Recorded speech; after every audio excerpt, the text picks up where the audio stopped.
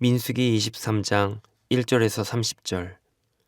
변함없으신 하나님을 바라보라.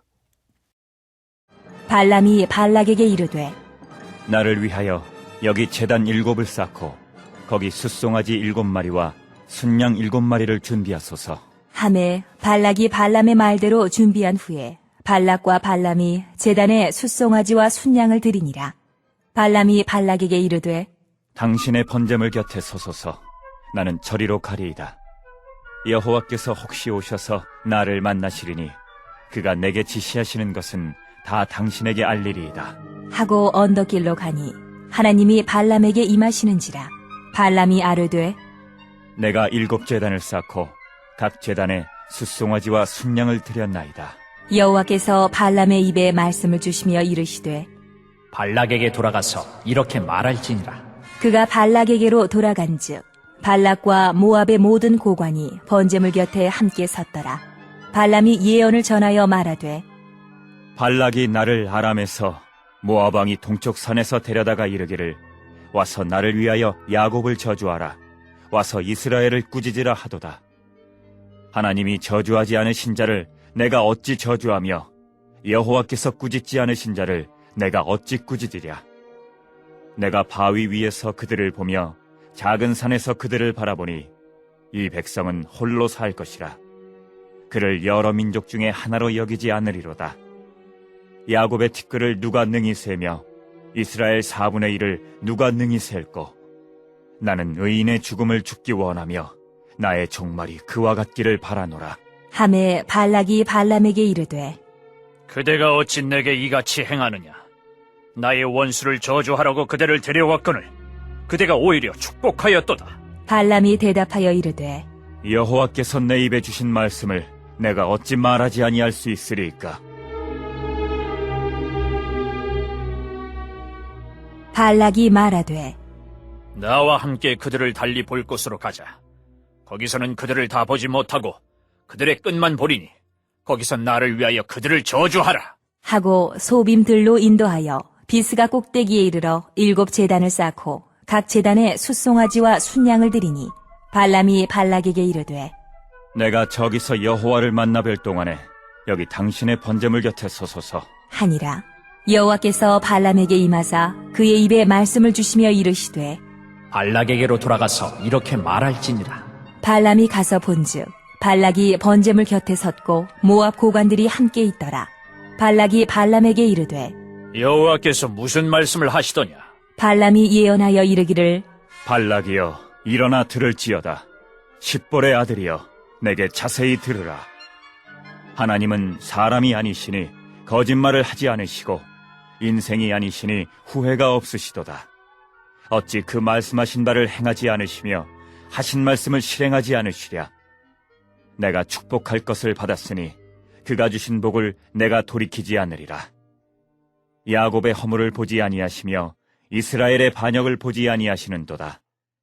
여호와 그들의 하나님이 그들과 함께 계시니 왕을 부르는 소리가 그 중에 있도다. 하나님이 그들을 애굽에서 인도하여 내셨으니 그의 힘이 들소와 같도다. 야곱을 해할 점술이 없고 이스라엘을 해할 복술이 없도다. 이때에 야곱과 이스라엘에 대하여 논할진대 하나님께서 행하신 일이 어찌 그리 크냐 하리로다. 이 백성이 암사자같이 일어나고 숫사자같이 일어나서 움킨 것을 먹으며 죽인 피를 마시기 전에는 눕지 아니하리로다. 하매 발락이 발람에게 이르되 그들을 저주하지도 말고 축복하지도 말라. 발람이 발락에게 대답하여 이르되 내가 당신에게 말하여 이르기를 여호와께서 말씀하신 것은 내가 그대로 하지 않을 수 없다고 하지 아니하더이까.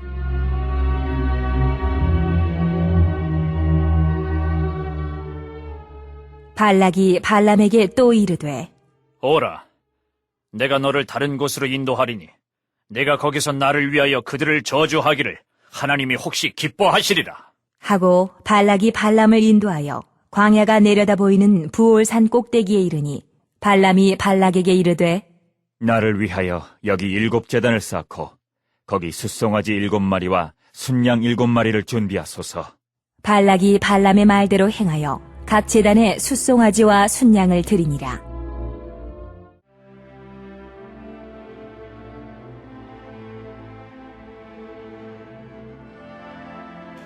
1절에서 12절 발람의 첫 번째 예언. 발락은 발람을 통해 이스라엘 백성을 저주하려고 합니다. 그러자 발람은 7 제단을 쌓고 제사를 드려 하나님의 말씀을 듣고자 합니다. 사실 이 제사의 행위는 하나님을 예배하는 것이 아닌 주술적 행위였습니다.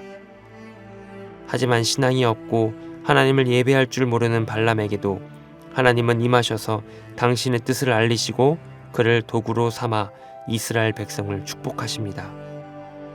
하나님께서는 어떤 상황이든지 당신의 뜻과 계획을 이루어 가시며 이를 위해 때로는 믿지 않는 자도 사용하십니다. 하나님은 당신의 백성에게 약속한 것과 당신의 백성을 향한 선하신 뜻을 변함없이 이루어 가시는 신실한 분이십니다. 아무리 발람이 발락을 위해 제단을 쌓고 제사를 드려도 당신의 뜻과 계획을 확고히 지키시고 이루어 가십니다. 그러므로 우리는 신실하시고 변함이 없으신 하나님을 믿고 의지해야 합니다. 삶의 여정 가운데 우리를 향한 하나님의 선하신 뜻과 계획은 반드시 이루어집니다. 때로는 상황과 사람이 방해할지라도 하나님은 우리가 생각하지 못한 방법과 도구를 사용하십니다.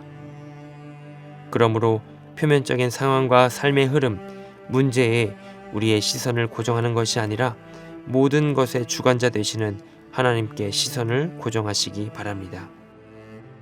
13절에서 26절 발람의 두 번째 예언. 발락은 자기 뜻대로 발람이 이스라엘을 저주하지 않자 다시 그를 다른 곳으로 데리고 가 이스라엘을 저주하라고 요구합니다. 그러자 발람은 이전처럼 제단을 쌓고 제사를 지냈습니다. 이에 하나님께서는 전과 동일하게 이스라엘을 축복하라고 말씀하셨고 발람은 그 말씀을 따랐습니다. 발람은 거짓 예언자였습니다. 그럼에도 불구하고 그의 행동에서 배울 만한 점이 있습니다. 바로 하나님의 말씀을 듣고 그대로 실천했다는 것입니다. 사실 발람은 하나님의 말씀대로 하지 않았을 수도 있었습니다. 세상적인 욕심과 욕망으로 인해 발락의 요구대로 이스라엘을 저주할 수도 있었습니다. 하지만 그는 하나님을 경험한 자로서 하나님의 말씀을 듣고 그대로 행했습니다. 비록 발람은 하나님을 온전히 믿는 신앙이 없던 자였지만 하나님을 경험한 자로서 하나님 말씀에 순종했습니다. 이러한 순종의 자세는 그리스도인인 우리에게 더욱 나타나야 하고 필요한 자세입니다. 참된 순종의 모습은 하나님의 말씀을 듣는 것에 그치는 것이 아니라 듣고 온전히 행동으로 실천하는 것입니다. 그러므로 우리에게 주신 하나님의 말씀을 행동으로 실천하여 온전히 순종하는 참된 그리스도인이 되시기를 바랍니다. 27절에서 30절 발람의 세 번째 예언. 첫 번째에 이어 두 번째도 자신의 뜻대로 되지 않자 발락은 다시 발람을 다른 곳으로 데리고 가 이스라엘을 저주하라고 요구합니다. 발락은 두 번이나 발람을 통해 하나님의 뜻을 들었음에도 불구하고 영적으로 깨어있지 못하여 계속해서 저주를 요구하고 있습니다. 우리의 영이 깨어있지 못하면 하나님의 말씀을 듣지 못할 뿐 아니라 하나님의 뜻과 계획을 보지도 못합니다. 심지어 자신의 생각과 이성, 욕심에 사로잡혀 멸망의 길로 나아가게 됩니다. 그러므로 늘 영을 깨워 우리의 이성과 생각, 욕심이 아닌 하나님께 사로잡히는 자가 되어 하나님의 말씀과 계획, 뜻을 깨닫는 자가 되시기를 바랍니다. 우리는 수없이 흔들리고 의심하고 불안해하지만 하나님은 늘 언제나 일관되게 하나님의 역사를 펼쳐 가시는 줄 믿습니다. 그것이 바로 우리를 향하신 하나님의 사랑임을 새롭게 눈여겨 보게 하시고 오늘도 하나님의 성실하심에 나의 모든 것을 맡기게 하여 주시옵소서. 예수 그리스도의 이름으로 기도드립니다. 아멘.